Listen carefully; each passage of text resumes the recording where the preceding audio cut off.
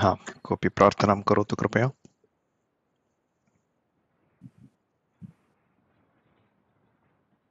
ॐ सहना भवतु सहनौ भुनक्तु सह वीर्यं करवावहै तेजस्विनावधीतमस्तु मा विद्विषावहै। ॐ शान्ति शान्ति शान्तिः। नमः सर्वेभ्यः पुनरेकवारं। तथैव नूतनसंवत्सरस्य शुभाशयाः अपि सर्वेभ्यः। सर्वेषां कृते नूतनसंवत्सरः बहु शुभं भवतु इति प्रार्थये। अस्तु, तर्हि अस्माकं विषयः कारकम् इति। तत्र च अस्माकं कारकविषयः कः इत्यस्य विषये दृष्टवन्तः। तथैव तत्र द्वितीयाविभक्तिविषये कारकनिर्णयार्थं कारकसंज्ञः कः इति निर्णयार्थं यानि सूत्राणि सन्ति तस्य अध्ययनम् आरम्भीकृतवन्तः इति मम स्मरणमस्ति। तर्हि एकवारं तानि सूत्राणि दृष्ट्वा अग्रे सर्तुं शक्नुमः। तस्मात् पूर्वं केऽपि प्रश्नाः सन्ति चेत् तेषामपि चर्चां कर्तुं शक्नुमः।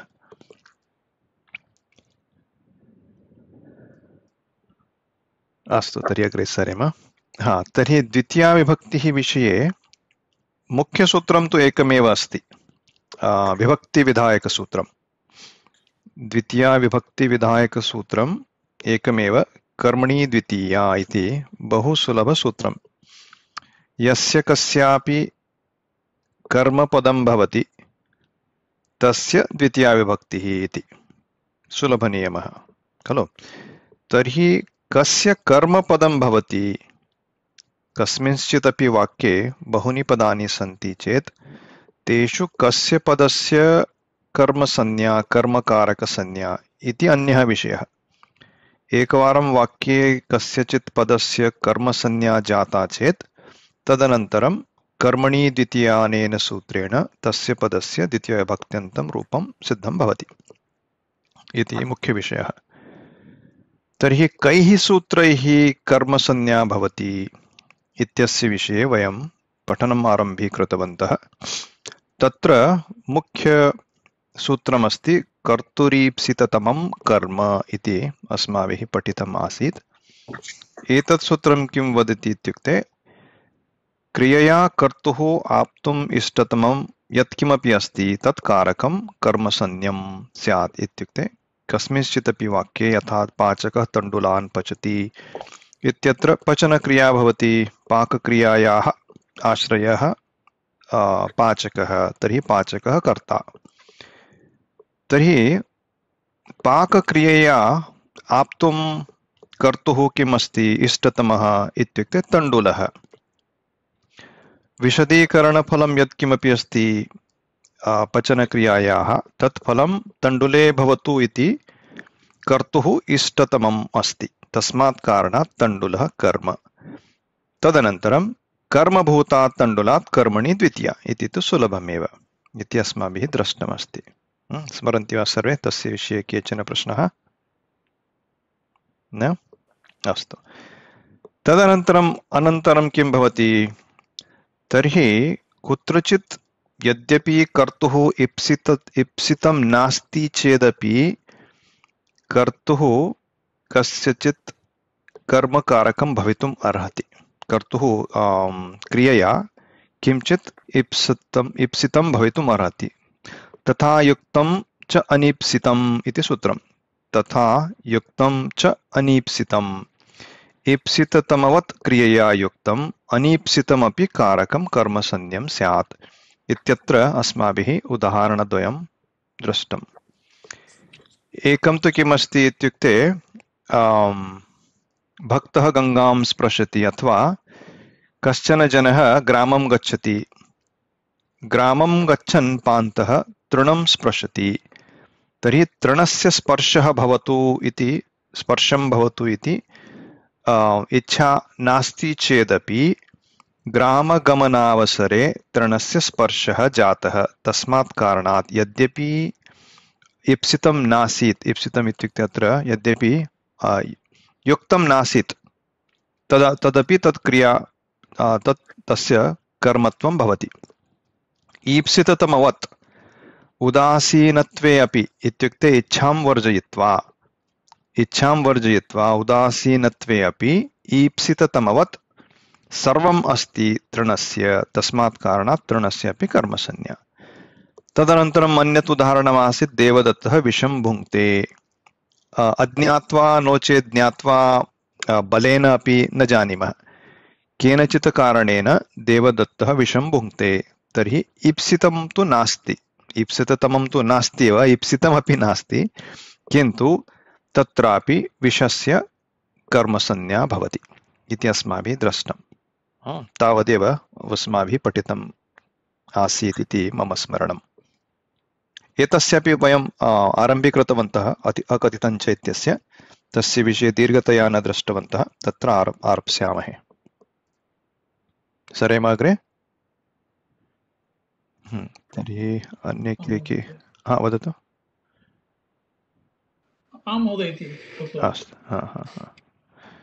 अस्तु, तर्हि किम् अस्ति अत्र अकथितञ्च इति अग्रिमं सूत्रं।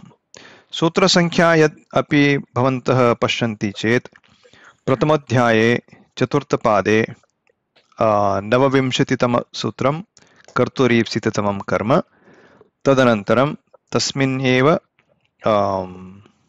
पादे 50तमसूत्रमस्ति तथा युक्तञ्च अनीप्सितं, तस्मात् अग्रिमं सूत्रं साक्षात् एव अस्ति अकथितञ्च इति। एतस्यापि पठनम् अभवत् इति मन्ये। तर्हि अत्र किं भवति, एकवारं स्थूलतया वदामि चेत्, केचन धातवः सन्ति यत्र कर्मद्वयं भवितुम् अर्हति। यथा अत्र उदाहरणं पश्यन्तु, गोपालः गां दोग्धि पयः, अत्र क्रियापदं किमस्ति?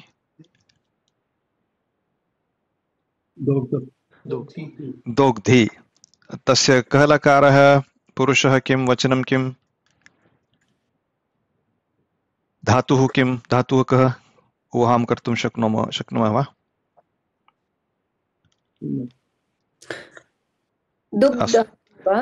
दोग्धि इति निच् प्रयोगः वा? न न न न तादृशं नास्ति। सुलभमेव, यद्यपि अस्य बहु दीर्घतया अस्माभिः न दृष्टम् अस्माकं। दुह धातुः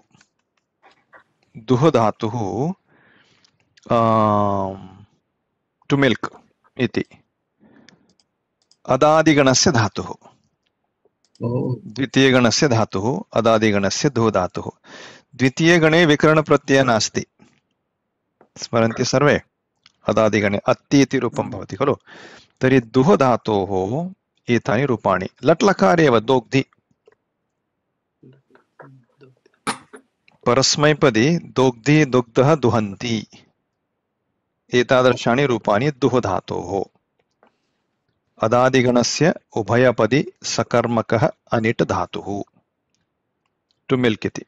तर्हि दोग्धि इति प्रथमपुरुष एकवचन लट्लकार रूपं, यथा पठ धातोः पठति, दुह धातोः दोग्धि। स्पष्टं? तर्हि अत्र किं भवति? गोपालः दोग्धि, बालकः पठति, तावदेव। तर्हि दोग्धि इत्यत्र अत्र कर्मद्वयं। कस्मात् दोग्धि, किं दोग्धि इति विषयद्वयं चिन्तयितुं शक्नुमः। किं दोग्धि इत्युक्ते पयः दोग्धि, क्षीरं, पयः दोग्धि। कस्मात् दोग्धि? तत्र गौ अस्ति, गोः दोग्धि। गौः इत्यस्य पञ्चम्यन्तम् एकवचनरूपं गोः। स्मरन्ति वा सर्वे? सुबन्तक्रियायामपि अत्र एकवारम् उद्घाटयामि। न सुबन्तक्रिया प्रक्रियायाः आवश्यकता नास्ति, शब्दमञ्जरीं रक्षामः। अत्र गौः इति कीदृशं पदम्? अन्ते अजन्त एव मन्ये अस्ति वा? कस्मिन् पुटे अस्ति, कोऽपि स्मरन्ति वा? इकारान्त ओकारान्त औकारान्त अत्रैव भवतु। गुरोः पिता अत्रैव अस्ति, दृश्यते वा? तर्हि गो शब्दः प्रथमा विभक्ति एकवचनरूपं गौः। पुल्लिङ्ग तथा स्त्रीलिङ्गस्यपि तादृशमेव रूपाणि, तत्र कश्चन महान् भेदः नास्ति इति मन्ये। पञ्चम्यन्तं गोः, तर्हि एतादृशं। तर्हि अत्र किं भवति? गोपालः दोग्धि। कस्मात् दोग्धि? गोः दोग्धि। किं दोग्धि? पयः। पयः इति कीदृशं रूपं? द्वितीया विभक्ति एकवचन।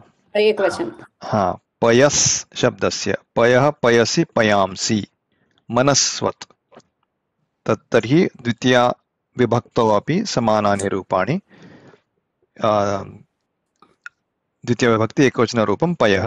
गोपालः गां गोः पयः दोग्धि इति सामान्यतया वयं वक्तुं शक्नुमः खलु। लिखामि वा अत्र, तेन स्पष्टता जायते चेत् अत्र लिखामि।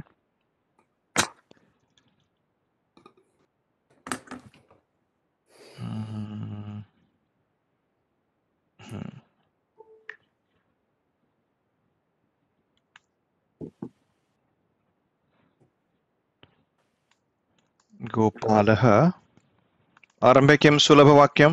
दोग्धि इति बालकः पठति तावदेव। तर्हि किं दोग्धि? पयः दोग्धि। पयः इति कर्मपदं, द्वितीयविभक्त्यन्तं पयस् इत्यस्य। कस्मात् दोग्धि? गोः। एतावत् स्पष्टं? तर्हि अत्र किं भवति? दुः धातुः द्विकर्मकः, सकर्मकः तु भवेत् एव, द्विकर्मकः अस्ति तस्मात् कारणात् अत्र यदि वक्तुः विवक्षा नास्ति, गौ इत्यस्य पञ्चम्यन्तं रूपम् अत्र उपयुज्यामि इति वक्तुः विवक्षा नास्ति चेत् अस्मिन् वाक्ये न कोऽपि दोषः। गोपालः गोः पयः दोग्धि, न कोऽपि दोषः अत्र।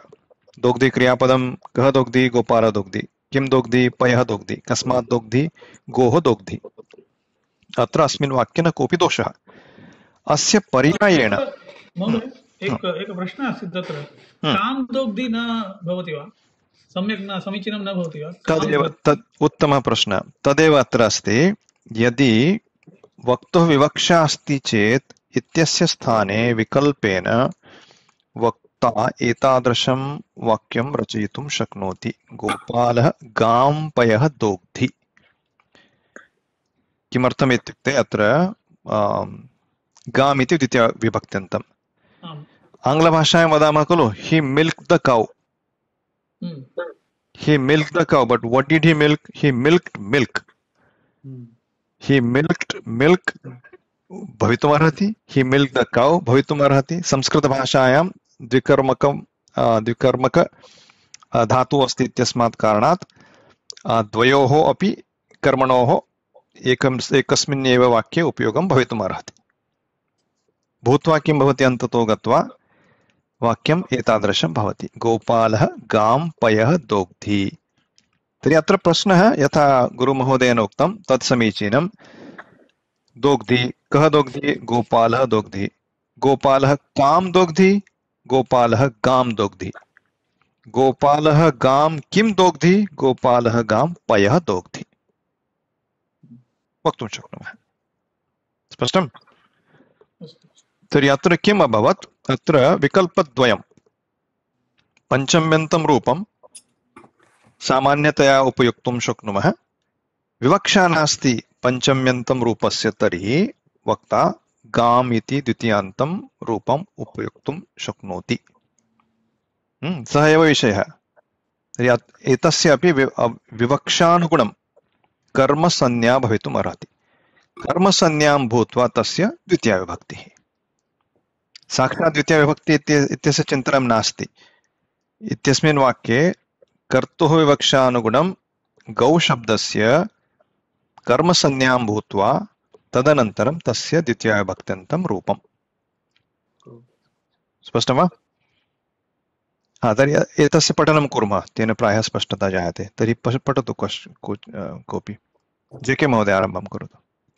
गोपालः गां प्रश्नः दुग्धि अस्ति इत्यत्र। हा, अत्र सूक्तमस्ति अथ अकथञ्चित् अकथितं। अकथितञ्च हा, अकथितः च हम्म, हम्म, अकथितञ्च हम्म, अकथितः च तत्र कथित एव अस्ति अकथित किमर्थं तत् वाक्ये हा, तस्मिन् वाक्ये हा, हा, हा, कथितमेव अस्ति खलु हा, हा, हा। अत्र कथितमित्यस्य विवक्षायाः सम्बन्धः। कथित इत्युक्ते पदं सेड् तु अस्ति, शब्दः अस्ति, शब्दस्य अर्थः तत्र अवश्यम् अपेक्षितः, किन्तु कीदृशम् इति किं कुर्मः, अत्र एकवारं द्रक्ष्यामः। अत्र व्याख्याने किम् अस्ति इति द्रक्ष्यामः, सिद्धान्तकौमुद्यां नो चेत् अन्यत्र। अकथितञ्च इत्यत्र कथितम् इत्युक्ते किम् इत्युक्ते अत्र पश्यन्तु, सर्वे द्रष्टुं शक्नुवन्ति खलु। केन अकथितम्, अकथितं च यत् कारकं तत् कर्मसंज्ञं भवति। केन अकथितम् अपादानादिविशेषकथाभिः। अत्र पश्यन्तु, इति काशिका इति कश्चन ग्रन्थः, तत्र व्याख्यानमस्ति एतस्य। केन अकथितं, कथितम् इत्युक्ते किम् इति प्रश्नः खलु। तर्हि केन अकथितम् इत्युक्ते विशेषकथाभिः। तर्हि अत्र अस्मिन् वाक्ये अस्माकम् उदाहरणमस्ति। अत्र प्रथमे वाक्ये किम् अभवत्, अपादानादि विशेषकथाभिः कथितम् अस्ति। स्पष्टम्? यदि तत् अकथितं भवति चेत् कर्मसंज्ञा अपि भवितुम् अर्हति। एतदेव विवक्षायाः एव सूचना अत्र। अन्यत् अस्ति वा किमपि अत्र? लघुसिद्धान्तकौमुद्यामपि पश्यन्तु। अपादानादिविशेषैः अविवक्षितम्, एतेन स्पष्टता जायते। अपादानादिविशेषैः अविवक्षितम्। अविवक्षितम् इत्युक्ते तादृशम् इच्छा नास्ति। वक्तुः कविः या भवत्सु कोऽपि लिखति वदति चेत् अविवक्षितं, कैः अविवक्षितम्, अपादानादिविशेषैः अविवक्षितं कारकम् अस्ति चेत् तस्य कर्मसंज्ञा भवतु। तर्हि यदि भवान् एतादृशं वाक्यं लिखति तस्मिन् प्रसङ्गे अत्र कारकं किम्, अपादानकारकम् इति स्पष्टम्। अपादानकारकं खलु। तर्हि अपादानादिविशेषैः वदामि इति भवतः विवक्षा नास्ति चेत् तस्य कर्मसंज्ञा भवति। तावदेव अकथितम् इत्युक्ते, नान्यत् किमपि। स्पष्टम्? अत्र दत्तं खलु, तादृशकर्मणा युक्तम् अपादानं भवति, तत्र अपादानत्वेन अविवक्षित्वा अकथितेन कर्मत्वेन विवक्षा भवितुम् अर्हति। वदतु युबि महोदय। But does that mean the cow does not want to give? No. Not the cow's intention? No. तथा नास्ति. The process and the activity is exactly same. Now there are subtle differences. There is also a lot of discussion around that. When between these two sentences, is there a difference? When you are milking a cow versus when you are extracting milk from the cow, right? When you are drawing milk from the cow versus you are milking a cow, is there a semantic difference in its meaning? Apparently there are. You can say that, but in general, it's left at the discretion of the writer how you want to express this. If there is, for example, there is a feeling that the cow may or may not want to give the milk, then maybe you want to say goho, dogdhi. But if you don't want to refer to any of that aspect and you want to simply express the fact that you are milking the cow and milk is extracted, then you would rather use gam. Got it. You can use it to your intention. Intention, yes. Yep. Totally. Excellent. Okay, got it. Actually, it's very good. There's a lot of discussion here. I think in the next example itself that will come up. So etat spashtam asti ched agre sarema.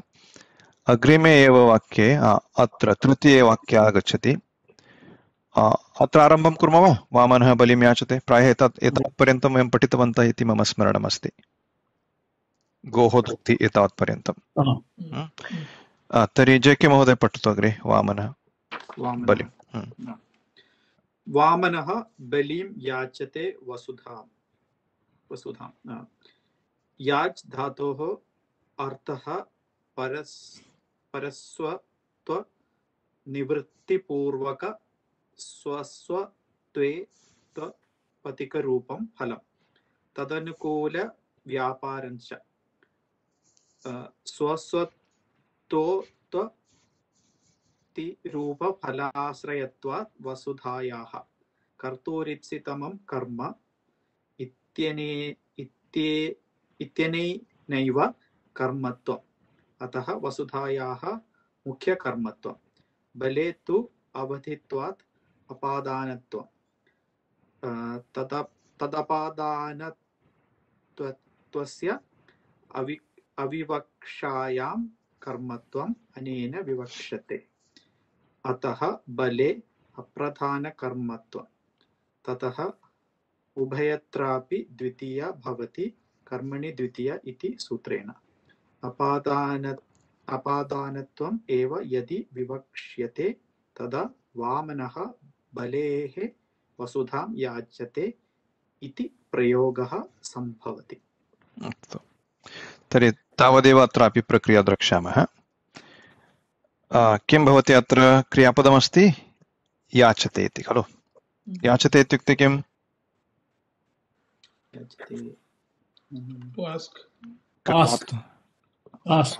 Correct. तर्हि अत्र कः धातुः इत्यस्य एकवारं द्रक्ष्यामः। याच् धातुः to beg. I think there is no confusion here. To beg, to ask, to solicit. Bhadihi. Atra yachate iti rupam asmabhihi drashtamasti atra. Bhadiganasya yachate, yachete, yachante iti rupani. Tari yachate iti artha spashtam. To beg iti asti. Bhadiganasya sakarmakah ubhayapadi dhatuh. Yachate. Tari atra kah yachate? वामनः याचते तदपि स्पष्टं खलु। हाँ, तर्हि वामनः किं याचते? हाँ, वामनः वसुधां याचते। तर्हि एतद् मुख्यक्रिया खलु। अत्र या क्रिया भवति तस्य मुख्यकर्म किमस्ति? प्रधानकर्म किम्? प्रधानकर्म वसुधा। उत्तमम् उत्तमम्। तर्हि प्रधानकर्म। हाँ, तर्हि महोदय कर्मस्य प्राधान्य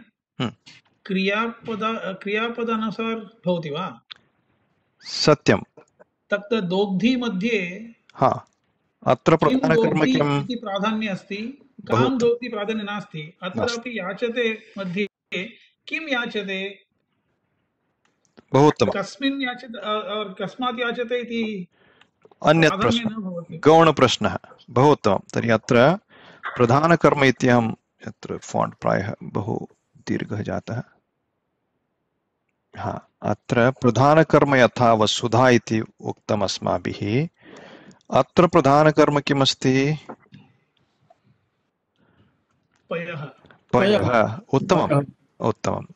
तत् अत्र गौणकर्म किमस्ति? गौण इत्युक्ते अप्रधानकर्म। गौण इत्युक्ते अप्रधानकर्म किमस्ति अत्र? गौः। सत्यं, तस्य गाम् अभवत्। तथैव अत्र प्रधानकर्म वसुधा। तदनन्तरम् अन्यत् प्रश्नः उदेति, वामनः वसुधां कस्मात् याचते? कस्मात् याचते अत्र? वदतु अत्र अस्मिन् उदाहरणे कस्मात् याचते?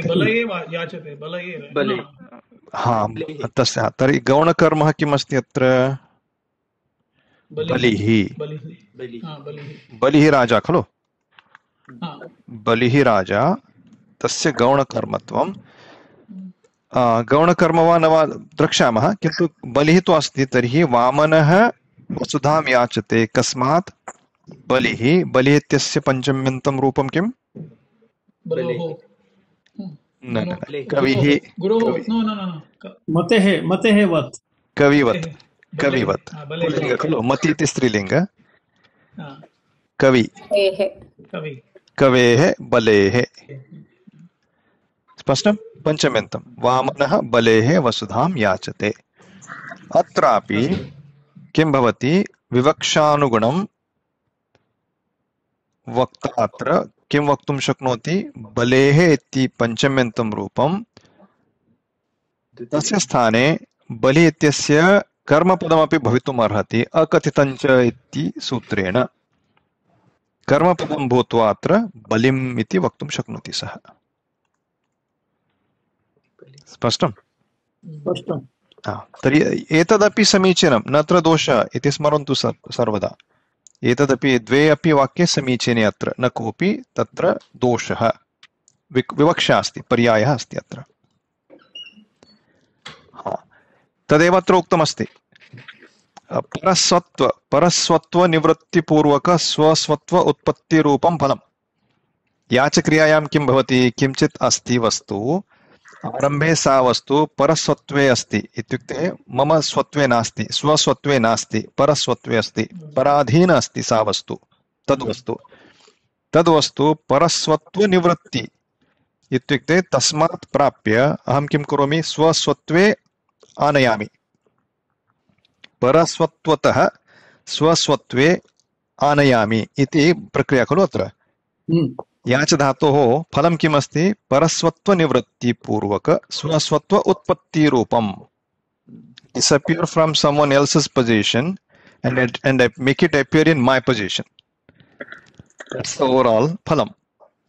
Right? We don't leave anything for doubt here. Everything is called out. Paraswatva nivratti. Disposition from someone else's position. Swaswatva utpatti. It has to appear in my balance now. तदरूपं फलं याच धातोः अर्थः। तदनुकूल व्यापारश्च। तर्हि एतादृशफलाश्रयत्वात् वसुधायाः कर्मत्वं भवति। फलाश्रय कुत्र भवति? वसुधायां खलु। व्यापारस्य आश्रयः वामनः, व्यापारस्य फलाश्रयः वसुधा। एतत् स्पष्टम्? एतत् पूर्वमपि अस्माभिः दृष्टम्। सूदः तण्डुलं पचति, पचनक्रियायाः आश्रयः सूदः। पचनक्रियायाः फलं किं? विशदीकरणं, साफ्टनिंग। कुत्र भवति? सूदे न भवति, तण्डुले भवति। तर्हि तण्डुलः कर्म। तथैव अत्रापि फलाश्रयत्वात् वसुधायाः कर्मत्वं, तदनन्तरं वसुधायाः मुख्यकर्मत्वं, प्रधानकर्मत्वं। बले हेतु अवधित्वात् इत्युक्ते विभागाश्रयत्वात्, अवधित्वात् इत्युक्ते विभागाश्रयत्वात् अपादानत्वं। तद अपादानत्वस्य अविवक्षा इत्युक्ते तस्य अपादानसंज्ञा न मा भवतु इति अस्ति चेत् कर्मत्वमपि विवक्षते। केन? अनेन। अनेन इत्युक्ते अकथितञ्च इत्यनेन सूत्रेण। अतः बलेः अप्रधानकर्मत्वं गौणकर्मत्वं। स्पष्टम्? तर्हि एतेन किं जातं? द्वयोः अपि कर्मसंज्ञा जाता। एकस्य तु प्रधानकर्मत्वेन कस्य? वसुधायाः। द्वितीयस्य बलेः अपि गौणकर्मत्वं, केन? अकथितञ्च इत्यनेन सूत्रेण। तदनन्तरम् उभयत्रापि द्वितीया भवति, एकेनैव सूत्रेण, कर्मणि द्वितीया। स्पष्टम्?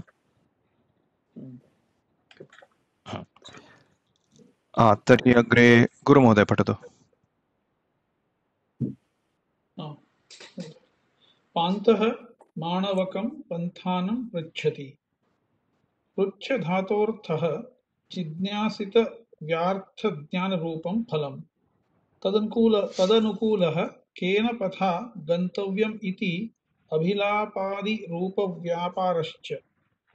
ज्ञानरूपफलाश्रयत्वात् पतः कर्तुरीप्सिततमं कर्म इत्यनेनैव कर्मत्वम्। माणवकस्य तु अवधित्वात् अपादानत्वं तत्पादनत्वस्य अविवक्षायां कर्मत्वम् अनेन विवक्ष्यते।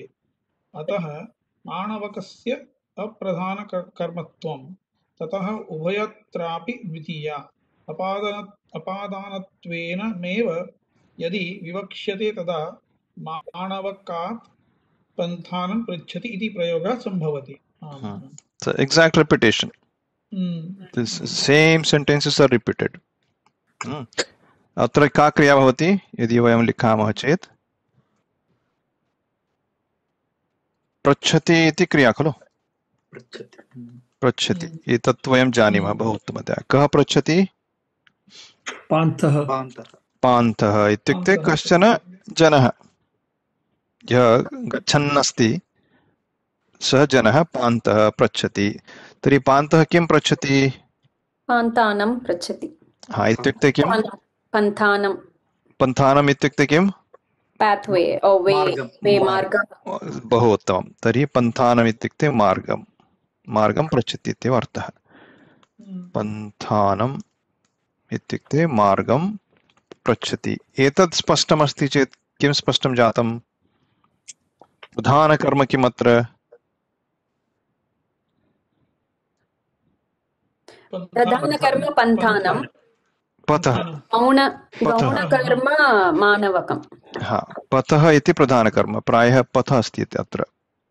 यदि अस्माकम् अत्र नकारान्त पुल्लिङ्गे भवतु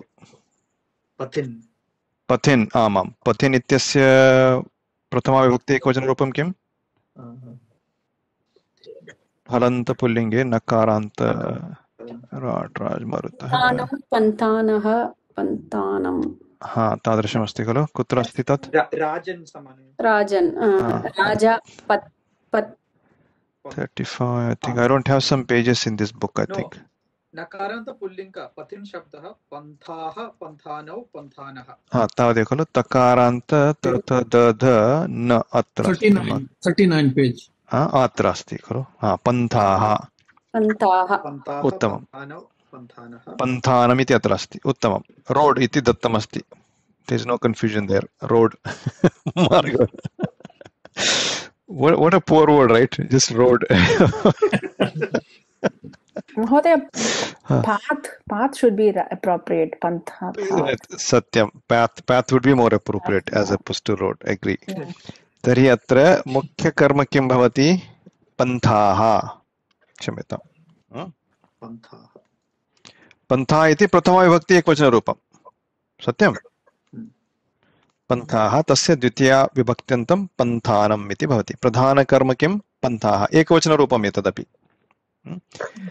तर्हि पान्तः पन्थानं कस्मात् पृच्छति? मानवकम्। हा, मानवकम् इत्युक्ते कश्चन जनः, मानवः। हा, तत्र बालः बालकः यथा भवति खलु। बालः बालकः, मानवः माणवकः, कश्चन जनः इत्येव अर्थः। कः सः वयं न जानीमः। मानवकाय। हा, न माणवकाय वक्तुं शक्नुमः। तथैव माणवकात्।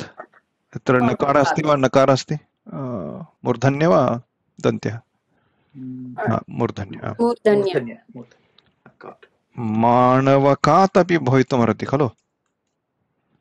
सामान्यतया यदि वयं चिन्तयामः तर्हि whom did you ask and from where इति भवितुमर्हति। I don't know English is right. Will give us any help here. माणवकात् पन्थानं पृच्छति। अपादानमपि भवितुमर्हति। तस्य उत्तरं कस्मात् प्राप्यते? पान्तः गच्छन् अस्ति। तर्हि अग्रे कुत्र गच्छामि इति तस्य प्रश्नः। पन्थानं किम् इति तस्य प्रश्नः। तस्य प्रश्नस्य समाधानम् उत्तरं कस्मात् प्राप्यते? माणवकात्। तर्हि माणवकात् पन्थानं प्राप्यते खलु। अनया क्रियया अनेन प्रश्नेन पान्तः पन्थानं प्राप्नोति, पन्थानस्य ज्ञानं प्राप्नोति। कस्मात् प्राप्नोति? माणवकात् प्राप्नोति। तर्हि माणवकात् पञ्चम्यन्तं भवितुमर्हति, माणवकाय इति चतुर्थ्यपि भवितुमर्हति। कस्मै पृच्छति? माणवकाय पृच्छति। भवितुमर्हति वा? न न इत्यस्य सन्देहः खलु। चतुर्थे प्रायः सन्देहः, अग्रे द्रक्ष्यामः, किन्तु माणवकात् तु भवेत् एव, यथा अस्माभिः चिन्तितम् इदानीमेव। तर्हि अत्र गौणकर्म किम्? माणवकं माणवकं माणवकः, बालकः तावदेव माणवकः, माणवकः। स्पष्टम्? Font is still getting bigger or we are writing more. अस्तु, तर्हि अत्र किम्? इत्यस्य स्थाने यदि अपादानत्वविवक्षा नास्ति चेत्, अपादानत्वस्य विवक्षा नास्ति चेत् कर्मसंज्ञा अपि भवितुम् अर्हति, अकथितञ्च इत्यनेन सूत्रेण। पन्थानः कर्मसंज्ञा कथं जाता? अत्र पथः, क्षम्यतां, पथः कर्मसंज्ञा कथं जाता? अत्र प्रधानकर्म पन्थाः इति कथम्? एतदहं लिखितवान् खलु। आम्, पृच्छति इति क्रियापदेन सत्यं। पान्तस्य विवक्षा अस्ति, पन्थानं पृच्छति। तर्हि कर्तुः ईप्सिततमं, कर्तुः ईप्सिततमं फलं। पान्थस्य ईप्सिततमं फलं किम्? अत्र कुत्र? पन्थाः। तस्मात् कारणात् इत्यस्य कर्मसंज्ञा कर्तुः ईप्सिततमं, तस्मात् कारणात् पन्थाः कर्म संज्ञां प्राप्नोति। अग्रे माणवकस्य कर्मसंज्ञा केन सूत्रेण? कस्मात् कारणात्? अकथितञ्च। तदेव विषयः, सः एव विषयः। तर्हि अत्र किं भवितुम् अर्हति?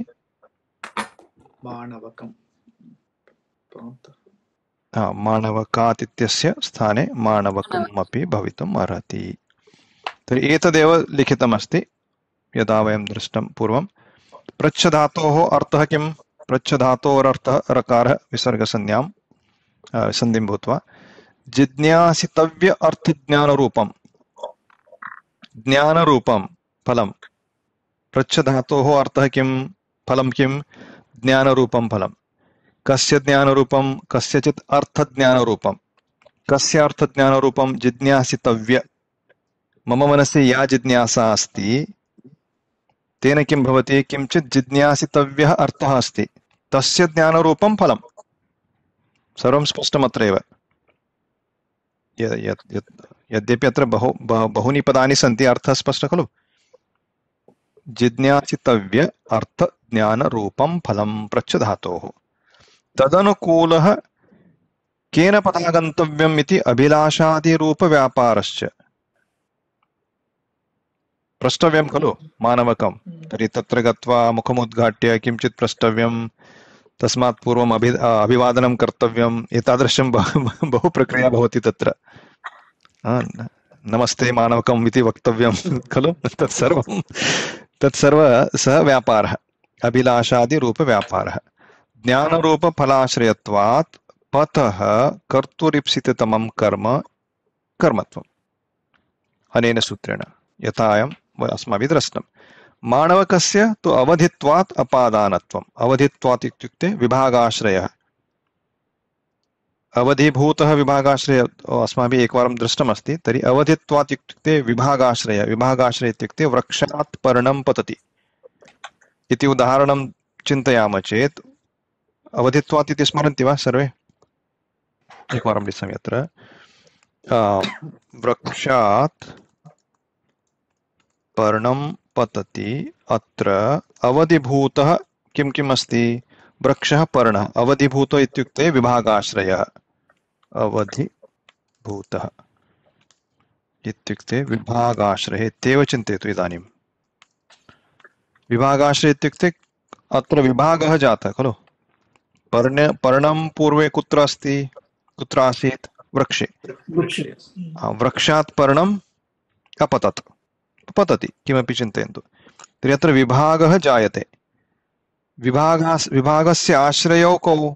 वृक्षः अपि आश्रयः, पर्णमपि आश्रयः। तेषु एकस्य अपादानत्व संज्ञा भवति, सः विषयः भिन्नः, किन्तु अवधिभूत इत्युक्ते विभागाश्रयः इत्येव विषयः। तर्हि अत्र किम् उक्तमस्ति? माणवकस्य अवधित्वात् अपादानत्वम् इत्युक्ते प्रश्नस्य समाधानं कस्मात् प्राप्यते? माणवकात्।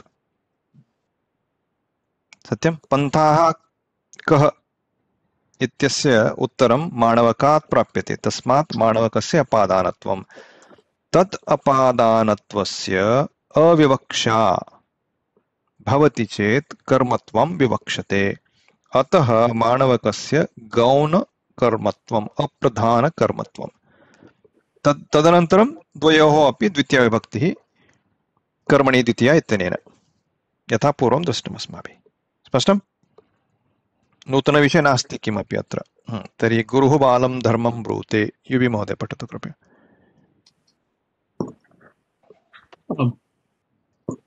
गुरुः बालं धर्मं ब्रूते। गुरु धातोः अर्थः ज्ञानरूपं फलं, तदनुकूलः शब्दप्रयोगरूपः व्यापारश्च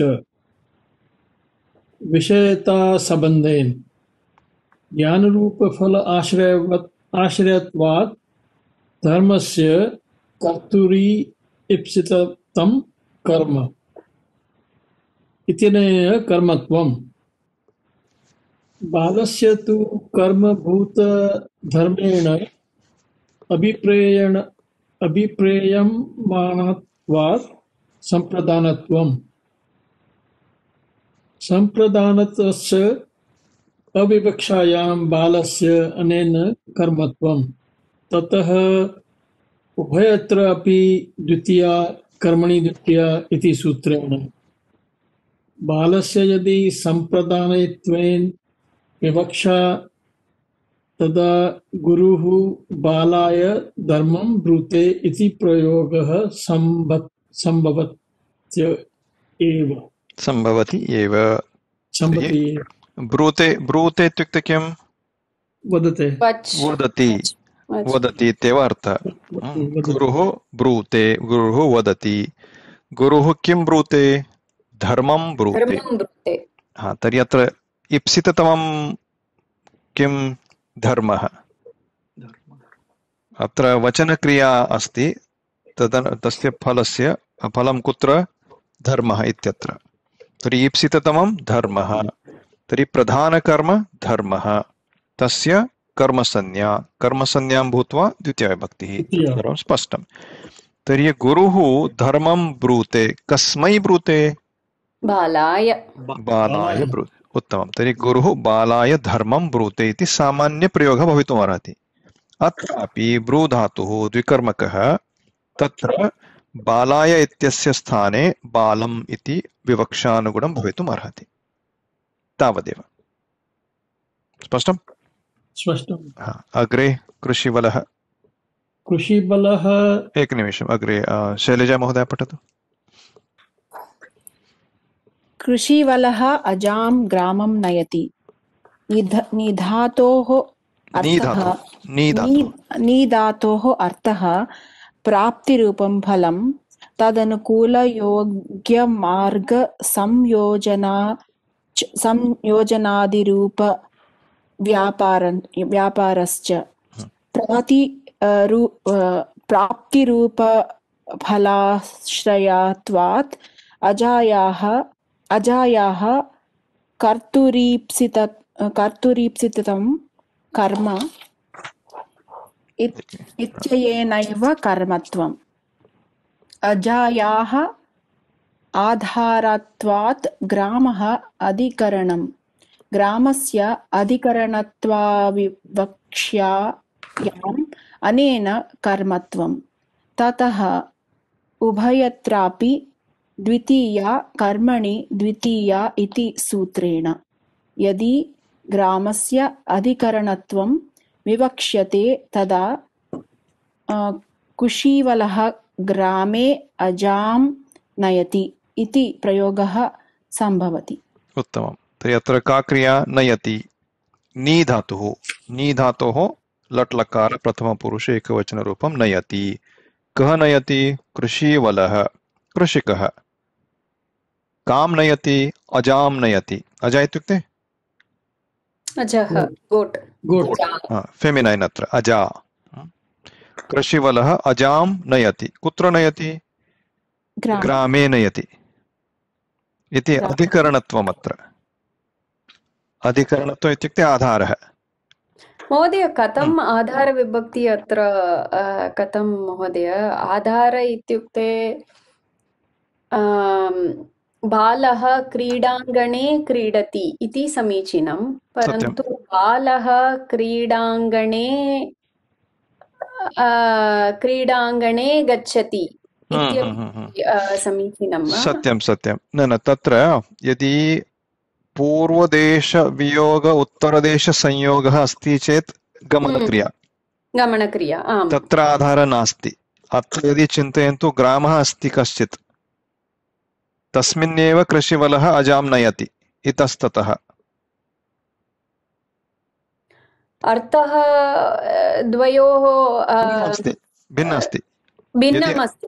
आमां, यदि अहं वदामि क्रीडाङ्गणे बालकः गच्छति, वाक्यं समीचीनं, न दोषः। बालकः गच्छति, कुत्र गच्छति? क्रीडाङ्गणे गच्छति।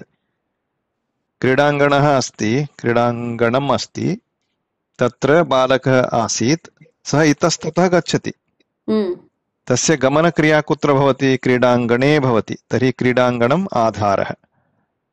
यदि बालकः गृहात् क्रीडाङ्गणं गच्छति, तत्र भिन्नार्थः। स्पष्टं? तर्हि अत्रापि कृषिवलः ग्रामे अजां नयति इत्यत्र आधारत्वमपि भवितुमर्हति। तावदेव। अत्र आधारत्वं किमर्थं गृहीत इत्युक्ते अत्र द्वितीयां विहाय अन्यानि अपि कारकानि भवितुम् अर्हन्ति। यथा दोग्धे इत्यत्र किम्? अपादानत्वं। याचते इत्यत्र किम्? अपादानत्वं। स्पष्टं? पृच्छति इत्यत्र अपादानत्वं। ब्रूते इत्यत्र प्रायः न अवगतं सर्वैः, पुनरेकवारं वदामि। चतुर्थी अनन्तरं सम्प्रदान। सत्यम्। अत्र गोः दोग्धि पयः, गोः अपादानतं। कस्मात् दोग्धि? गोः दोग्धि। सत्यं। बलेः याचते वसुधां, कस्मात् याचते? बलेः, अपादानत्वं। सामान्यतया पृच्छति, माणवकात् पृच्छति, पन्थानं। सत्यं। तर्हि अपादानत्वं। ब्रूते, धर्मं ब्रूते, कस्मै ब्रूते? बालाय ब्रूते, सम्प्रदानं। तथैव अत्र अस्मिन् उदाहरणे नयति, अजां नयति, कुत्र? ग्रामे नयति, अधिकरणत्वं। तर्हि कर्मकारकं विहाय अन्यानि कारकाणि भवितुमर्हन्ति, किन्तु केचन धातवः सन्ति ये अत्र उक्ताः। तेषां धातूनां प्रयोगे विवक्षानुगुणम् अन्यस्य कारकस्य स्थाने कर्मकारकत्वं भवितुम् अर्हति। अयमेव विषयः। स्पष्टं? न केवलम् अपादानस्य स्थाने। स्पष्टं वा? न केवलम् अपादानस्य स्थाने अन्यानि अपि कारकाणि भवितुम् अर्हन्ति। यथा ब्रूते इत्यत्र सम्प्रदानं, नयति इत्यस्य उदाहरणे अधिकरणम्। तेषां स्थाने अपि कर्मकारकत्वं विवक्षानुगुणं भवितुम् अर्हति। स्पष्टं वा? महोदय। हा। तर्हि के ते धातवः इति प्रश्ने सति तेषां धातूनाम् आवलिः अत्रैव दत्ता। दोग्धि याचते, पचति, दण्डयति, रुणद्धि, पृच्छति, चिनोति, ब्रूते, शास्ति, जयति, मत्नाति, मुष्णाति, नयति, हरति, कर्षति, वहति। एतदर्थकधातवः अपि द्विकर्मकाः एव। अन्ये अपि सन्ति। तर्हि एतेषां धातूनां सङ्ग्रहः अत्र अस्मिन् श्लोके अस्माकं सौकर्यार्थं कृतः। दुह्या च पच दण्डरुधि प्रच्छि चीब्रूषास जिमत्मुषां कर्मयुक्स्यादकथितं तथा स्यान्निर्कृष्वहाम्। यत्र किं दुह याच पच दण्ड रुधि प्रच्छि ची ब्रू शास जी मथ मुष एतेषां मुषां किं भवति? कर्मयुक् स्याद् अकथितम्, अकथितं भूत्वा कर्मयुक् स्याद्। तथैव अन्ये अपि चत्वारः धातवः तेषाम् अत्र परिगणना। किं? नी स्यात् नी अत्र सन्धिं भूत्वा स्यान्नी भवति। नी ऋ कृ कृष् क्षम्यतां कृष् वः। वः नी ऋ कृष् वः अत्र अन्ते अस्ति खलु। नी ऋ कृष् वः एते चत्वारः धातवः अत्र उल्लिखिताः। अन्ये अवशिष्टाः अत्र आहत्य कति धातवः अत्र? 16 इति मन्ये। सत्यं? 16 धातवः, तेषु 12 धातवः अत्र उल्लिखिताः। अवशिष्टाः 4 धातवः अन्तिमे पादे नी ऋ कृष् वः। आहत्य 16 द्विकर्मकधातवाः। तेषां वैशिष्ट्यं किम् इत्युक्ते तेषां यत्र प्रयोगः भवति तत्र किञ्चित् प्रधानकर्म भवति एव सर्वत्र। प्रधानकर्मत्वं कस्यचित् अस्ति एव सर्वत्र। तदनन्तरम् अन्यद् यत्किमपि अस्ति धातोः अनुसृत्य तस्य अपादानत्वं सम्प्रदानत्वम् अधिकरणत्वं वा भवितुम् अर्हति सामान्यतया, किन्तु तस्य स्थाने तस्य कारकस्य स्थाने अकथितञ्च इत्यनेन सूत्रेण कर्मकारत्वं विहितं भवति। कर्मकारत्वम् एकदा जाता चेत् तदनन्तरं कर्मणि द्वितीया इत्यनेन द्वितीयाविभक्त्यन्तं रूपम्। स्पष्टं वा? तर्हि एतेषां स्मरणं भवतु सर्वेषां।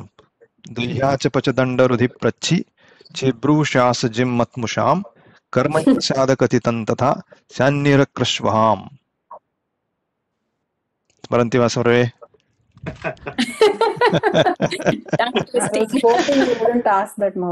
बहु सरलम् अस्ति। सरलमेव खलु? अग्रिमायां कक्षायाम् आरम्भे सर्वैः वक्तव्यम्। Oh no. It's more difficult than the subject. This will be very handy because where this kind of optionality is there, it's not unlimited. It's limited to this 16. Okay, and there are some others that have similar meaning. Etadarthaka dhatavah api. Etadarthaka dhatavah api, न तु केवलम् एते 16 तदर्थक अन्ये धातवः अपि। यथा उदाहरणार्थं भाषते वक्ति कीदृशमस्ति? ब्रूते। ब्रूते इत्यस्य समानार्थकः भाषते वक्ति। भिक्षते प्रायः याचते इत्यस्य तदर्थकः। तर्हि तत्रापि एतादृशं विकल्पः भवितुम् अर्हति इत्यस्य ज्ञानं भवति। अत्र मया अनन्तरमेव किञ्चित् अत्र अवगतमस्ति। एतेषां चतुर्णां भिन्नविभागः किमर्थं कृतमिति मया चिन्तितमासीत् पूर्वं। प्रायः मीटर् कारणतः इति अहं चिन्तितवान्, किन्तु तथा नास्ति। तत्र अन्यदपि एकं बहु उत्तमप्रयोजनमस्ति, अनन्तरं वदामि अहं किमर्थम् एतेषां चतुर्णामेव भिन्ना रचना कृता अत्र इति। Not only for the purpose of meter or fitting all the verbs, there is a very specific reason why these four are grouped together. तर्हि स्मरन्तु अतिशयं। स्पष्टं वा अयं विषयः? उत्तमविषयः खलु? तर्हि कुत्रापि यदि एतद् वाक्यमस्ति वामनः बलिं वसुधां याचते, इदानीं कारकप्रक्रिया स्पष्टा भवति इत्यस्मात् कारणात् वयं वक्तुं शक्नुमः किमर्थम् अत्र प्रधानकर्म किं, गौणकर्म किम्, अत्र कस्य पञ्चमी विभक्ति भवितुम् अर्हति, right? I'll ask you right here one question. इत्यस्य कर्मणि प्रयोगः करोतु। वामनेन बलिः वसुधः याच्यते। तर्हि कस्य प्रथमा विभक्ति कृता? बलेः वा अथवा वसुधायाः? वसुधाया एव प्रथमा भवति। किमर्थम्? तत्र प्राधान्य एतत् सर्वं ज्ञातव्यं खलु। वसुधायाः प्रधानकर्मत्वं, तस्मात् कारणात् वामनेन वसुधा याच्यते। बलिं तत्र एव तिष्ठति। बलिं नास्ति, बलिं तत्र न बलेः भवति। बलेः भवति। क्षम्यतां, तत्र किं भवति? तत्र वैकल्प्यमस्ति, सत्यं। पुनरेकवारं तस्य स्पष्टीकरणं करोमि अहं। तत्र बलिं भवतु अथवा बलिः भवतु, किन्तु प्रथमा विभक्तिः तु वसुधायाः प्रधानकर्मत्वात्। तर्हि एतादृशं स्पष्टता जायते कारकज्ञानात् एव। स्पष्टम्? अस्तु, अन्यः प्रश्नः? नास्ति चेत् अन्यः बहु उत्तमः विषयः अस्ति अत्र। अग्रे कः पठति? कः न पठितवान् एतावत्पर्यन्तं? प्रायः विद्यामहोदया न पठितवती खलु? आं महोदय। पठतु तर्हि अग्रे। छात्रः सप्ताहं वसति, सः गोदोहं तिष्ठति। अकर्मक धातुभिर्योगे देशः कालो भावो गन्तव्योद्वा च कर्मसंज्ञकः इति वाच्यम्। अकर्मक धातुभिः योगे कुरुपाञ्चालादिदेशवाचकः, माससंवत्सरादिकालवाचकः, क्रियावाचकः, क्रोशादिमार्गपरिमाणवाचकश्च कर्मसंज्ञा प्राप्नोति। तर्हि नूतनविषयः अत्र। तर्हि एतावत् अस्माभिः किं किं दृष्टमस्ति, एकवारं तस्य अवलोकनं कुर्मः चेत्। क्षम्यताम्, किं किं भवति अत्र? प्रथमं तु किमस्ति? कर्तुरीप्सितमं कर्म, सुलभविषयः, वयं जानीमः। पाचकः तण्डुलान् पचति। अनन्तरं किं? तथा युक्तं च अनिप्सितम्, अयुक्तम् अनिप्सितं। तेन किं? तृणं स्पृशति ग्रामं गच्छन्, नो चेत् देवदत्त विषं भुङ्क्ते, एतादृशं। तदनन्तरं तृतीयः किं? द्विकर्मकधातुविषये 16 धातवः, येषां विषये किं किं कः विकल्पः भवितुम् अर्हति इति अस्माभिः दृष्टं। तर्हि विषयत्रयम् अस्माभिः दृष्टं। स्पष्टम्?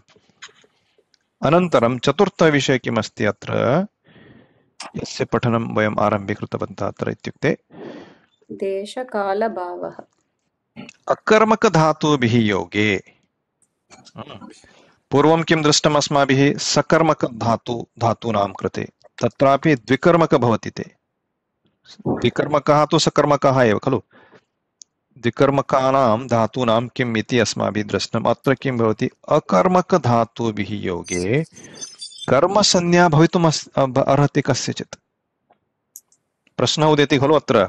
धातुः तु अकर्मक इति वयं वदामः, तत्रापि कर्मसंज्ञा अपि वदामः, तर्हि कथम् एतद् भवितुम् अर्हति इति प्रश्नः। तस्य अत्र समाधानमस्ति। अकर्मकधातुभिः योगे अपि देशः, कालः, भावः, गन्तव्यः, अध्वा, अध्वा इत्युक्ते मार्ग एव, पन्थाः अध्वा च समानार्थकम्। देशः, कालः, भावः, गन्तव्यः, अध्वा च कर्मसंज्ञक इति वाच्यम् इति वार्तिकम्। वार्तिकं किं भवति? सूत्रं नास्ति, साक्षात् सूत्रं न। तर्हि वार्तिकाकारः कश्चन कात्यायन ऋषिः, तेन अष्टाध्याय्यां यत्र यत्र किमपि अन्यत् वक्तव्यम् अस्ति तत् तेन पूरीकृतं, तद् वार्तिकम्। There could be corrections, there could be gaps, there could be mostly gaps and very rarely corrections also, which are supplied by vartikani. तर्हि वा इत्युक्ते किं? वार्तिकं। सूत्रं नास्ति अत्र, सूत्रसङ्ख्या नास्ति। तर्हि अकर्मकधातुभिः योगे देशः इत्युक्ते किं? कुरुपाञ्चालादिदेशवाचकः इत्युक्ते कश्चन विशेष जियोग्राफिकल् देशः कुरुपाञ्चालादि। काल इत्युक्ते किं? माससंवत्सरादिकालवाचकः। कालस्य अवधिः मासं, मासः, संवत्सरं तादृश, संवत्सरः तादृश कालवाचकः। क्रियावाचकः तत्रापि किञ्चित् अस्ति। क्रोशादिमार्गपरिमाणवाचकश्च। क्रोशः इत्युक्ते I think it's close to a mile or something like that. In Hindi भाषायां कोस् इति वदति, एक कोस् दूर। श्रुतं वा भवद्भिः? आं श्रुतं कोस्। मराठी भाषायामपि अस्ति कोस् इति, एक कोस् दूर। Roughly it used to be 1.5-2 kilometers, I think. So it's close to a mile, I think. But क्रोशादि मार्गपरिमाण, परिमाण इत्युक्ते मेजर्मेंट, मार्गपरिमाण, क्रोशादि मार्गपरिमाणवाचकः एतेषां कर्मसंज्ञां भवति। कथम्? उदाहरणं रक्षामः। तर्हि विद्या महोदय पठतु अग्रे। छात्रः सप्ताहं वसति। वस् धातुः अकर्मकः, तथापि तद्योगे सप्ताहस्य कर्मत्वं भवति। ततो द्वितीया कर्मणि द्वितीया इति सूत्रेण सप्ताहशब्दः कालवाचकः।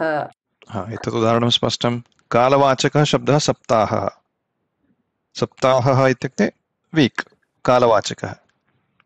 तर्हि अत्र छात्रः वसति, वस् धातुः अकर्मकः इति वयं जानीमः। वसति।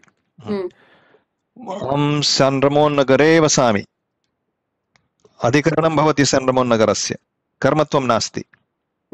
सत्यं, वस् धातोः कर्म नास्ति, अकर्मक धातुः। छात्रः वसति। कियत् पर्यन्तं वसति? कियत् कालपर्यन्तं? सप्ताहकालपर्यन्तं।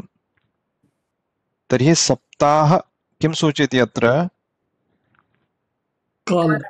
कालः सूचयति, कालवाचकः। सप्ताहशब्दः कालवाचकः।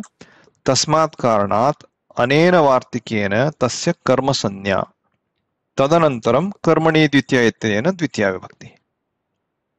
स्पष्टम्? परन्तु महोदय तत्र अहं सैन्रमोन् नगरे वसामि, तत्रापि देशः सूच्यते। सत्यं, किन्तु तस्य अत्र नास्ति किमपि, अत्र न उक्तं। तत्र देशवाचक अत्र यत् किमपि अस्ति खलु, तस्य उदाहरणं भिन्नम् अस्ति। अत्रैव अस्ति वा न वा इति न अत्र पश्यामि। देशस्य विषये अत्र उदाहरणद्वयमपि कालवाचकस्य विषये एव। अत्र देशः कालः कुरुपाञ्चालादिदेशवाचकः। सत्यं, किन्तु तत्र किमपि भिन्नमस्ति। अत्र द्वितीया विभक्तिः भवति, तत्र अर्थः अपि भिन्नः अस्ति। अत्र दत्तं नास्ति। अहम् उदाहरणं दर्शयामि अग्रिमायां कक्षायां। तत्र किं भवति इत्युक्ते, यदि कुत्रचित् गत्वा तस्मिन् एव देशे इतस्ततः बहुत्र सर्वत्र वसामि चेतेव वक्तुं शक्नोमि। उदाहरणार्थे अहं भारतदेशं वसामि is more like I have stayed across India. तादृशम् अर्थः अस्ति। अहं सैन्रमोन् नगरं वसामि इति तथा नास्ति। सैन्रमोन् नगरे इति भिन्नं खलु। द्वितीयान्तस्य यदा प्रयोगः भवति तस्य अर्थः भिन्नः भवति। तत्कारणात् तत्र देशः अपि तत्र सम्यक् समीचीनं नास्ति। सैन्नगरे उदाहरणं समीचीनं नास्ति, परन्तु देशः अस्ति चेत् समीचीनमस्ति। देशः अस्ति चेत् तस्य अर्थः भिन्नः। अहम् अमेरिकां वसामि नास्ति, रामः अमेरिकां वसति इति सम्यक् नास्ति नास्ति नास्ति। तस्य अर्थः अपि भिन्नः। If I stayed across India, तादर्थेन वक्तुं शक्नुमः। अत्र उदाहरणं नास्ति, तस्मात् कारणात् तस्य बहु चर्चा मास्तु इदानीमेव। अहं तत्र पर्याप्त उदाहरणम् अत्र दर्शयित्वा तस्य निरूपणं करिष्यामि अग्रिमायां कक्षायाम्। अत्र कालवाचके एव उदाहरणानि सन्ति। तर्हि अत्र आगच्छामः। अन्येषां किम् इति अत्र कालः भावः गन्तव्यध्वादेश इति उक्तमस्ति, तस्य कानि उदाहरणानि इति दर्शयामि। अत्र कालस्य एव उदाहरणद्वयं। प्रथमम् उदाहरणं तु स्पष्टमेव, सप्ताहं वसति। द्वितीयम् उदाहरणं विद्यामहोदय एव पठतु। सः गोदोहं तिष्ठति। स्था धातुः अकर्मकः, तथापि तद्योगे गोदोहस्य कर्मत्वं ततो द्वितीया कर्मणि द्वितीया इति सूत्रेण। गोदोह शब्दः क्रियावाचकः। प्रकृतवाक्ये तु गोदोहनकालः विवक्षितः गोदोह शब्देन। अतो गोदोहनकालं तिष्ठतीत्यर्थः गोदोहं तिष्ठति इत्यस्य। तर्हि अत्र अर्थः स्पष्टः वा? गोदोहम् इत्युक्ते किम्? अत्रापि कश्चन गां दोग्धि। तर्हि दोहनं यदा भवति सः कालः गोदोहनकालः। गोदोहनं कस्मिंश्चित् विशिष्टसमये एव अभवत् भारतदेशे। इदानीं तु इण्डस्ट्रियलैजेशन् अभवत्, तस्मात् कारणात् तत् किमपि नास्ति खलु। किन्तु अहमपि बाल्यकाले यदा मम ग्रामे गतवान्, तत्र सायङ्काले एव प्रायः 5 6 सूर्यास्तात् पूर्वमेव गोदोहनम् अभवत्। सायङ्कालस्य प्रातःकालस्य अपि समयः आसीत्। तस्मिन्नेव समये गोदोहनं, तस्मात् पूर्वं तस्य यः शिशुः अस्ति खलु, तस्यापि तत्र दुग्धं तं पूरयित्वा तदनन्तरं गोदोहनम्, एतत् सर्वमासीत्, प्रक्रिया आसीत्। तर्हि गोदोहनस्य कालः विशिष्टः। तर्हि गोदोहनकालः। तर्हि अत्र गोदोहः किं सूचयति? गोदोहनकालः सूचयति। अत्र सः तिष्ठति। कियत् कालपर्यन्तं तिष्ठति? यावत् कालपर्यन्तं गोदोहनं भवति तावत् कालपर्यन्तं गोदोहनकालं तिष्ठति इत्यर्थः। तस्मात् कारणात् गोदोहं तिष्ठति इति वदामः। तत्र रेंज आवश्यकम् अकर्मक मध्ये। सप्ताहं गोदोहं खलु। तत्र कालवाचकः अस्ति चेत् तत्र रेंज। महोदय, गुरुमहोदय, अहं चिन्तयामि क्रियावाचकशब्दः किल, तत्र उक्तं गोदोहनशब्दः क्रियावाचकः। सो अत्र क्रियावाचकस्य एतत् उदाहरणम् अस्ति, गोदोह शब्दः। सत्यं सत्यं। परन्तु महोदय उक्तवान् तस्य कालः यत् अभवत् तत्तदर्थं सः तत्र तिष्ठति। सत्यं। यद्यपि क्रियावाचकः अस्ति अत्र, अकर्मकधातूनां योगे तस्य कीदृशम् अर्थः भवति अत्र इति चिन्तयन्तु। गोदोह शब्दः क्रियावाचकः, किन्तु अन्ततो गत्वा किं सूचयति अयं शब्दः? गोदोहनकालं सूचयति। गोदोह शब्दः क्रियावाचकः। प्रकृतवाक्ये इत्युक्ते अस्मिन् वाक्ये गोदोहनकालः विवक्षितः गोदोह शब्देन। अतः गोदोहनकालं तिष्ठति इत्यर्थः गोदोहं तिष्ठति इत्यस्य। स्पष्टम्? तर्हि अत्र अन्यत् अपि सूक्ष्मविषयः अस्ति, इदमत्र ज्ञेयं।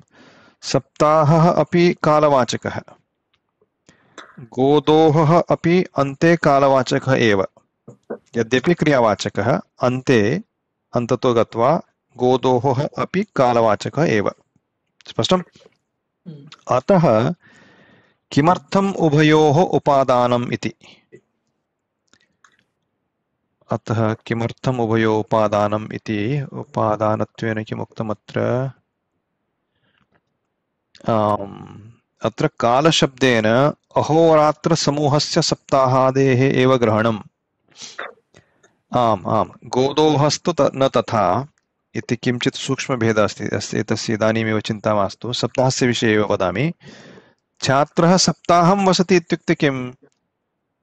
चिन्तयन्तु छात्रः कुत्रचित् गतवान् कुत्रचित् गच्छति तत्र गत्वा सप्ताहकालपर्यन्तं वसति इत्युक्ते एकस्मिन् दिने तत्र वसति द्वितीये दिने अन्यत्र कुत्रापि गतवान् सः अनन्तरं तृतीये चतुर्थे दिने वा तत्र आगत्य उषितवान् तथा नास्ति अहोरात्रसमूहस्य सप्ताहादिग्रहणं तस्मिन् एव स्थाने निरन्तरं नैरन्तर्येण वसति चेत् सप्ताहं वसति इति वक्तुं शक्नुमः देशस्यपि तदेव अस्ति अहं यथा वयं पूर्वं सूचितवान् तस्य उदाहरणं स्पष्टतया वक्ष्यामि अनन्तरं किन्तु छात्रः सप्ताहं वसति इत्युक्ते एकवारं तत्र तस्य वसनस्य आरम्भः भवति चेत् सप्ताहपर्यन्तं तत्र एव वसति सः इति अर्थः अस्ति अत्र अध्यारतः सः अर्थः इट्स् इम्प्लिसिट् हियर् स्पष्टं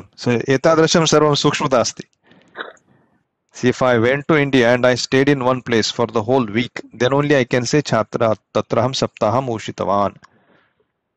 Kashyam Gatva Tatra Saptaham Ushitavan iti vadami chet Kashi Nagaryam eva Saptaha Paryantam Tatra Ushitvam. Anyatra Kutrapi na Gatavan iti artha. So these subtleties will come. Spashtam va? So Mahoday, second sentence, he stands at the time of Godoham? Yes, Tishtati, sits down. I mean, yeah, Tishtati, yeah. So for that duration, during that time, Okay. he sits for that period. But what they're also saying is, it's not necessary that he should have sat for the entire duration of the milking of the cow. This is some Sukshma Veda. Kala Shabdena Ahoratra Samuhasya Saptahadehe Granam Godohasya Tatha Nasti Iti Kimchit Sukshma Vishya. Where you are using an activity to indicate a time period, there you can do its Dvitiya Vibhakti, but there you cannot necessarily mandate that the main Kriya was happening for the entire duration of the other Kriya that was used to indicate the time period. Etat sarvam vyasti. Got it, yeah. Spashtam. Yes. But if you are using the time duration directly to indicate the duration of this action, then it is required that this action happened for the entire duration of this time. Clear? But over here, although Dvitiya, it's not necessary that this action, Tishtati, happened for the entire duration of milking of the cow. He may have gone here and there during that period, but during that period, he had sat down. Yeah. While cow's milking was happening, he sat down there for some time. Therefore, you can say Godoham, Karma Sanya Bhutva Dvitiya Bhakti Bhavati. But here it's not mandatory. But here it is mandatory. This kind of usage is not there in any other languages, Mahodaya. Is it? Usage might be there, Mahodaya, but this level of hair splitting and analysis is not there. That's true. It's beautiful, isn't it? Very, very precise. Extremely precise, right? It's like splitting hairs. Yes, but see, think about it, right? Language is just reflecting the activities. If somebody in, let's say, South America is sitting while a cow was being milked, that action can happen anywhere for anybody of any race, any gender, in any place. How you express that precision is there in Sanskritam and its analysis. Right, in other languages, Mahoday, there is no bigger contrast than the preciseness in Sanskrit language compared to the language in Hawaii. Is there? Everything is hoo-ha.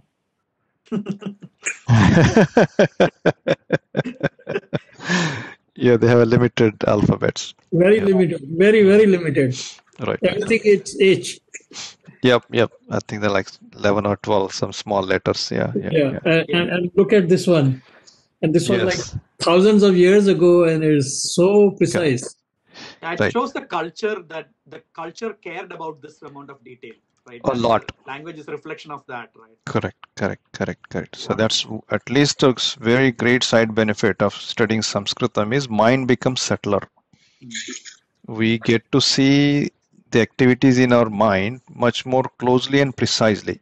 Yeah. So I'll forward an article by a Sanskritam teacher in Ireland And the reason he is so passionate about teaching Sanskritam to younger children is because of this. He says, with Sanskritam studies, I have started understanding my own mind better because of the subtlety.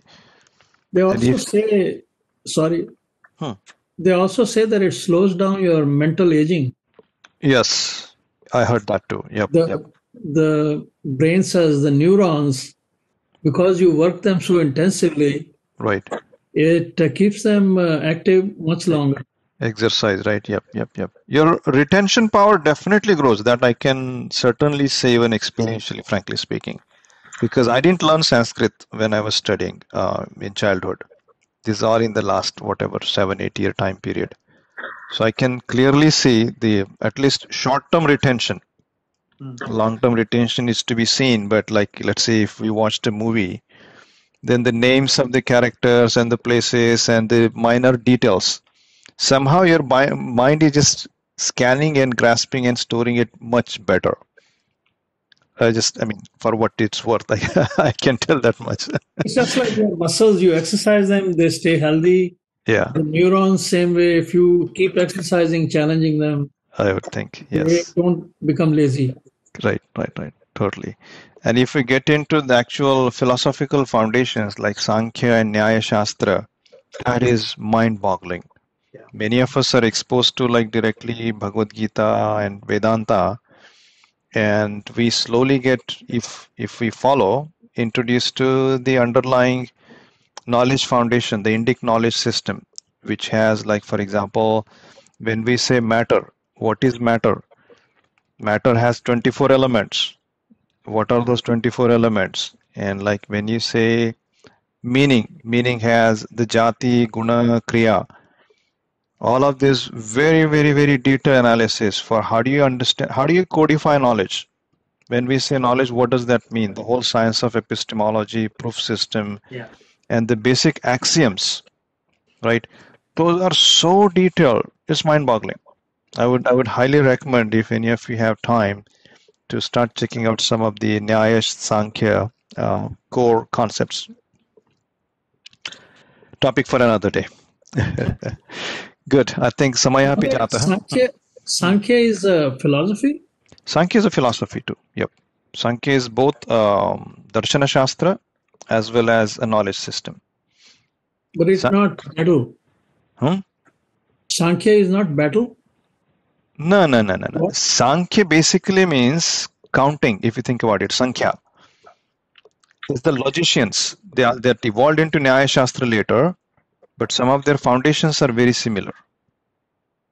No, but in chapter 2, Sankhya is used as war, right? Battle. No. In Bhagavad Gita, Sankhya is used for Jnana Yoga. Jnana Yogena Sankhyanam Karma Yogena Yoginam. तृतीयोऽध्याये तृतीयं श्लोकम् अस्ति.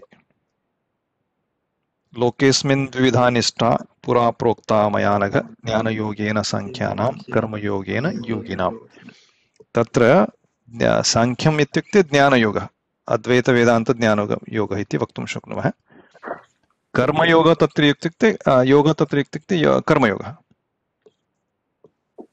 So Arjuna's main question was, why should I fight battle? Why don't I just sit down with you, Krishna, and we'll talk till cows come home? I'm okay with that. Don't put me in the battlefield. So he says, no, these are two paths. They are not alternatives. One leads to another. You got to go through the Karma Yoga. Only then you'll understand the Jnana Yoga. So that's where that term was used, Sankhya Yoga. Dvitiyodhyayasya naam api Sankhya Yoga asti. Tatra Sankhya is not... But I thought in one of the shlokas, Sankhya, why should I fight in this Sankhya with my guru and with Sankhya? I think there is a Sankhya Shabda. It is Katham Bhishmamaham Sankhya Dronam. Katham Bhishmamaham Sankhya Dronam cha Madhusudana. That's the one. Correct. Ishubhi Pratiyotsyami. What is the precise meaning? Sankhya asti. Sankhya nasti, Sankhya. Oh. आमाम् अस्ति. द्वितीयोऽध्यायस्य प्रायः चतुर्थः श्लोकः. कथं भीष्ममिहं संख्ये. संख्ये versus ईशुभिः प्रतियोत्स्यामि पूजार्हा वरिसूदन. अस्ति, सत्यं. संख्यः प्रायः तस्यापि धातुः समानमेव भवेत्, प्रातिपदिकं वा धातुः वा भिन्नः. शब्दः। Thank you. अस्तु Clarified the confusion. अस्तु अस्तु तर्हि अत्र स्थगयामः। अग्रिमे किमस्ति इत्युक्ते निजन्तरूपे किं भवति इति केवलम् एकमेव अत्र परिचयं कारयामि। बालः विद्यालयं गच्छति उदाहरणमस्ति अत्र खलु। यदि पिता बालं विद्यालयं गमयति एतादृशं रूपं वयं प्रयुज्यामः खलु। पिता किं करोति, बालं गमयति कुत्र, विद्यालयम्। अत्र बालः विद्यालयः द्वयोः अपि कर्मसंज्ञां भूत्वा द्वितीयविभक्तिः जाता। कस्मात् कारणात् इत्यस्य चिन्तनम् अग्रे आगच्छति। स्पष्टं? तर्हि पठिष्यामः अग्रिमायां कक्षां। स्थगयामः वा? अन्य कश्चन प्रश्नः स्थगनात् पूर्वम्? अस्तु तर्हि अन्तिमां प्रार्थनां करोतु कृपया। ॐ सर्वे भवन्तु सुखिनः, सर्वे सन्तु निरामयाः, सर्वे भद्राणि पश्यन्तु, मा कश्चित् दुःखभाग् भवेत्। ॐ पूर्णमदः पूर्णमिदं पूर्णात् पूर्णमुदच्यते, पूर्णस्य पूर्णमादाय पूर्णमेवावशिष्यते। ॐ शान्ति शान्ति शान्तिः। हरिः ॐ श्रीगुरुभ्यो नमः। हरिः ॐ। नमः सर्वेभ्यः। पुनर्मिलामः। धन्यवादाः। धन्यवाद। धन्यवादः।